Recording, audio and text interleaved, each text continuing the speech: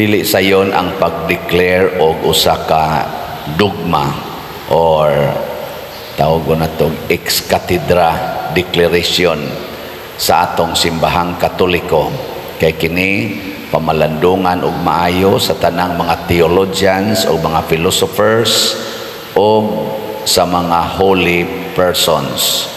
Ano yung mga balaanon nga mga katawhan niya human i-discuss nagmaayo niya himuan dayon og declaration human ma-presentar ang tanan nga mga basihanan labi na gyud ang Bible o ang previous nga mga doktrina sa simbahan aron consistent ta sa atong pagtuo.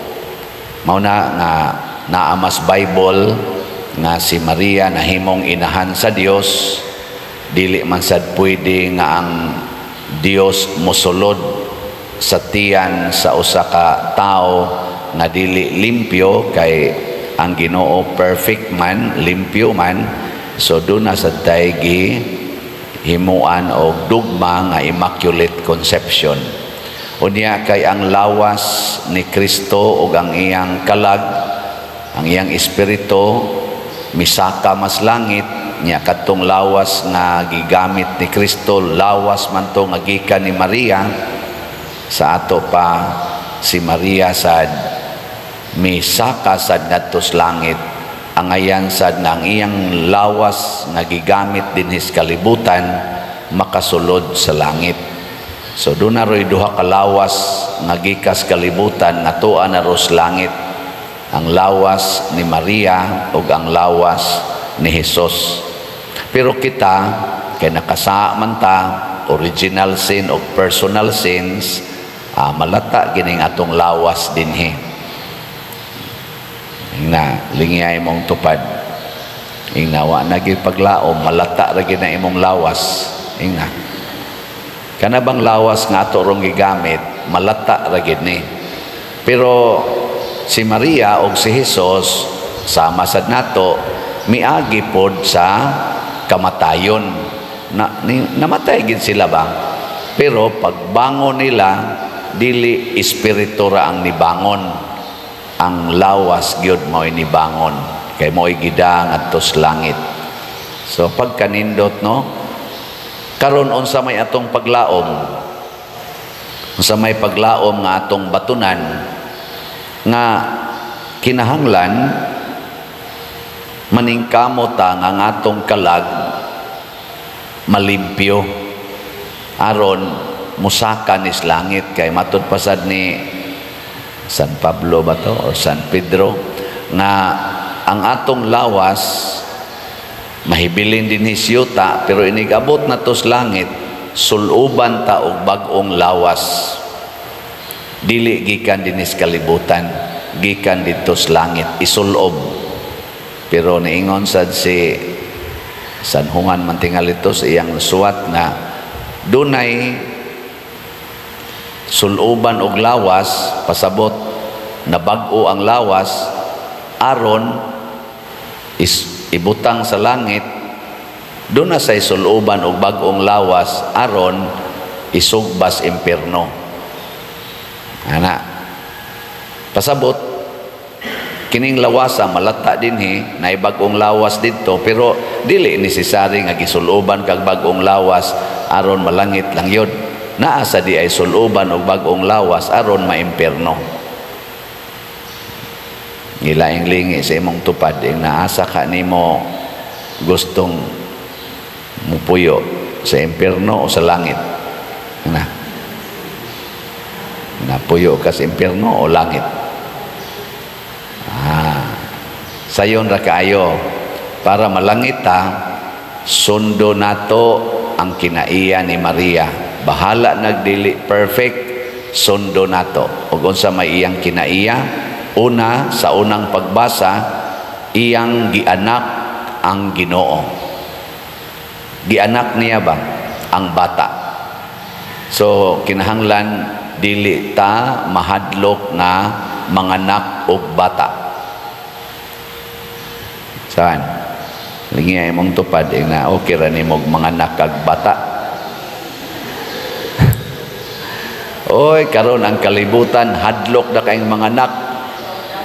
Oh, gusto na nga di na mga anak. Mao na nga dako kay na siyang sayop.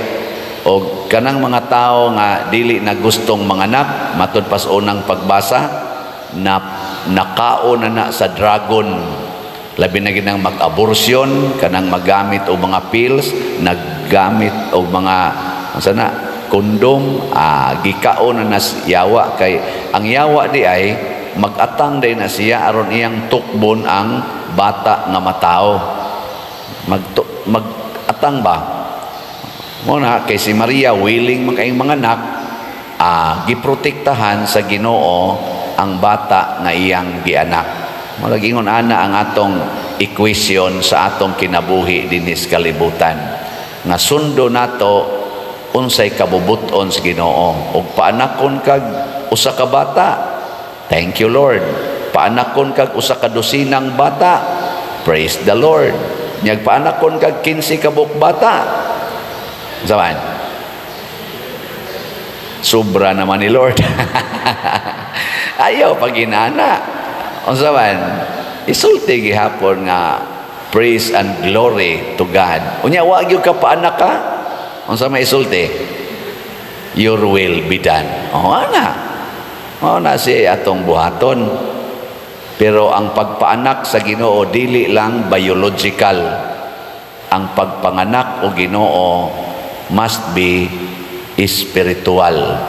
O unsaon nato pag-anak o Ginoo, mao ang pagpuyo sa iyang mga pulong, ang pagpakighiusa ni Kristo. Muna sa atong ikaduhang pagbasa niingon si San Pablo, sama nga si Kristo na banhaw, lawas o kalag, kita usab nga mahiusa ni Kristo mabanhaw usab. So ang ato gid ang pulong nga atong ipaambit sa atong isig katao ug ang kinabuhi nga atong ipaambit sa atong isig katao mo haom unta sa mga pulong o kinabuhi ni Kristo. Tinuod magkadagma-dagma ta, maubitang naatay sakramento aron ta mabalik sa pagkaliwat ni Kristo. Nanglitan, sige kag pamakak, sige kag kalagot, wa na matao si Kristo diha nimo, ang yawa na. Pag hinulsol, pangumpisal, niya mubalik na sagka sa pagpugong sa imong temper, imong isurrender sa Ginoo ang imong mood, ana magbag-os kinabuhi, gapuyo-puyo mo ron. Unsa may buhaton, magpakasal, simple ra kayo nya, ay lang pakasal anang gasto-gasto diha, kada na lang way gasto kaayo nga kasal. Ana bang kasal lang yun, dili ng mga party, dili ng mga kuang-kuan diha, video maghimo mog movie sa inyong kinabuhi. Ayaw na mao man nakamahal. Kadto lang yung kasal, portirang gamayag magasto anang kasal o kasal lang yun.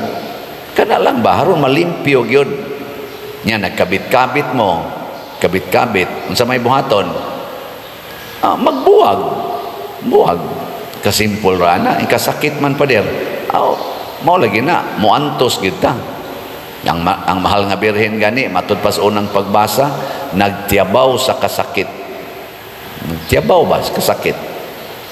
Kay kani man kung pagpanganak nato, di ko kasuway day. Kamong mga inahan. Pag anak ninyo, unsa man di sakit? Nag-smile mo? Naging mo hila, anak nako, ana? Oy, gakulis maot yung naong di may spelling oy. Matod pa sa akong mama sa una, istorya siya, sus, kanang mga anak ta, hasta tumoy sa tong buhok, sakit. Hindi sana ko ka-imagine. Tumoy ko sa buhok, bay kapon, sakit. Pertig yung sakita, anak. Mausad nga ang pagbiya sa sala. Sakit, aron matao ang bagong kinabuhi, ang kinabuhing Diyos nun. Pananglitan ron karon, wadyo kay palit-palit og slat. Ang sa may buhaton, pamalit ng slat. Simple ana. Nya inigpalit ni mong slat, sakitan ka kay imo unta tong budget para sa imong personal nga kinabuhi. Ipalit. Biyain ang imong personal nga concerns, ang imong mga personal kay kaning atong self ang pangandoy ani no kasagaran makapaimpierno gyud kun ato yung sundon ba ang natural nga pangandoy aning atong kaugalingon padung ra gyud sa impierno. Oh, kanang pangandoy nimo nga mudaghan imong kwarta nya di jud ka mo palit og slot pastilan makapaimpierno gyud na. Pero sunda ang gusto ni Kristo. Unsa may gusto ni Kristo? Kanang kwarta ihatag na para sa kaayuhan sa katilingban o sa mga katawhan. Sell everything you have and give it to the poor or to the needy people. Oh, di ba? Yang atorong simbahan ang inahanglan man. Pila na ni atong panginahanglan dire. Ang atong SBF dag para sa kumbinto niabot ng atong halin og 34,075 ka slots na apay 25,925 slots nga available. Oh, napay 16 slot challenge nga tag 8,000 nakadawat na sa tag 171 ka 16 slot challenge. So daghan kay nagpakataos pulong sa Ginoo ni. Salamat kay ha nya padayon tagpalit hangtod yun ni mahurot na kuha naman nag-anam naman sa kadako ang atong halin. Pero ang atong kapilinya di Fatima nga slots katong MMHD Mother Mary's Healing and Deliverance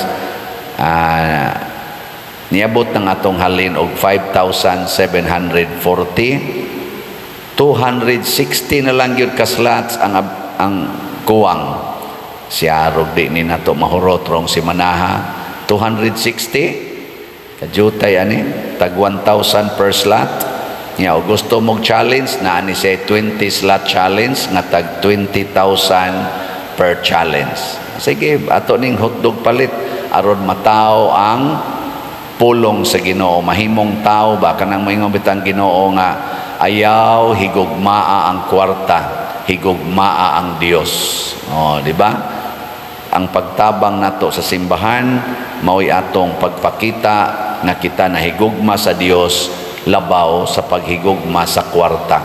Ug unsa may reward mahimutang malipayon masinati nato sa di pa ta mamatay ang kalipay nga Dios non mo nang nakaingon si Maria diri sa atong ebanghelyo. Adi si Maria unas tanan nagdaog kalipay motong pag-adto niya ni Isabel porting lipaya ni Isabel hastang bata diha sa iyang tiyan ni ulpot kalipay nagda siya og kalipay kay ngano man kanunay mang nataw ni Maria ang pulong sa Ginoo gilingay mong tupad ingnaon say daan ni moron diha kalipay o kaguol manakod ra ba na kanang atong kaguol manakod kanang siyang atong kalipay manakod sad na.